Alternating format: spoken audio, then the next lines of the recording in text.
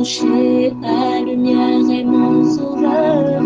Je ne crains rien. Il est mon rempart et mon ferme soutien. De qui pourrais-je avoir peur? Shalom.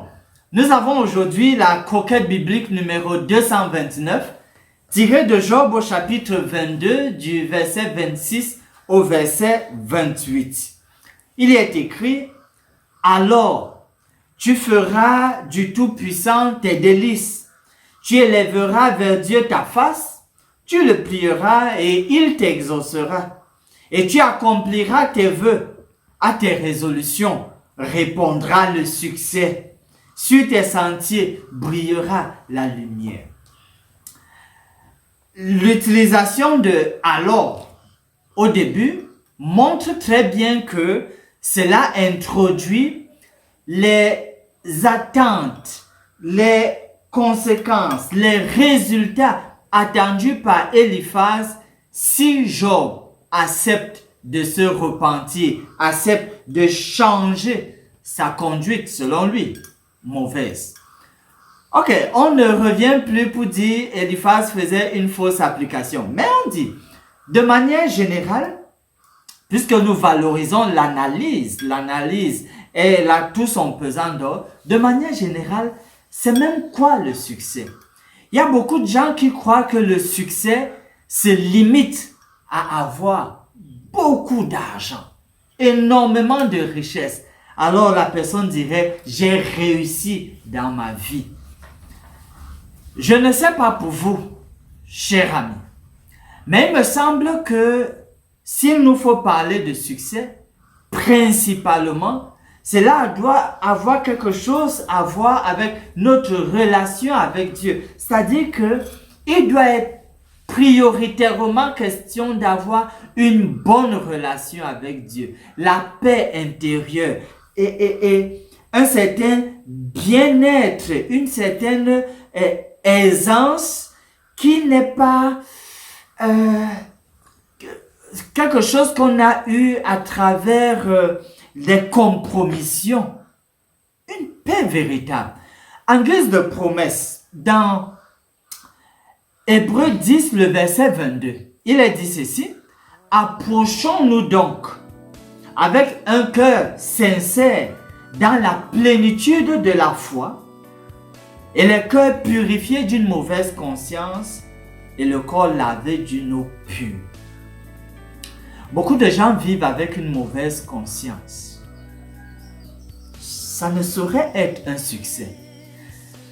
Il y avait cette jeune fille dans un hôpital diagnostiquée positive au VIH. Lorsqu'elle s'était retrouvée infectée par son ami, elle avait pris la décision de se venger. Et cette fois-là, avec son calepin, elle a infecté des dizaines de jeunes hommes. Des dizaines. Et les prénoms étaient tout marqués à chaque fois sur son calepin. Mais lorsque elle était déjà à un stade où voilà, c'était obligé d'être à l'hôpital et qu'elle rencontra un aumônier qui, dans la conversation avec elle, lorsqu'elle s'était ouverte et elle avait raconté son histoire, eh bien cet aumônier l'avait amené à voir qu'une telle décision n'était pas du tout bonne. Elle décida, grâce à l'action du Saint-Esprit, de se repentir profondément du fond de son cœur et d'expérimenter la paix interne, intérieure. Une telle paix, une telle quiétude, une telle sérénité qui ne s'achète pas du tout. Elle a pu expérimenter cela.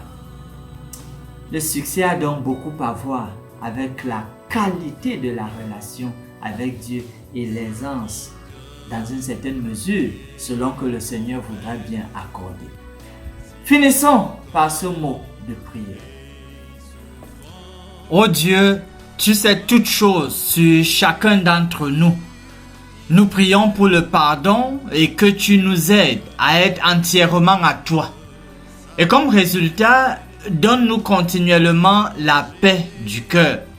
Enlève notre conscience coupable et donne-nous la confiance en tes promesses, la sécurité en toi et l'absence de peur concernant notre avenir. Nous prions ainsi au nom de Jésus. Amen.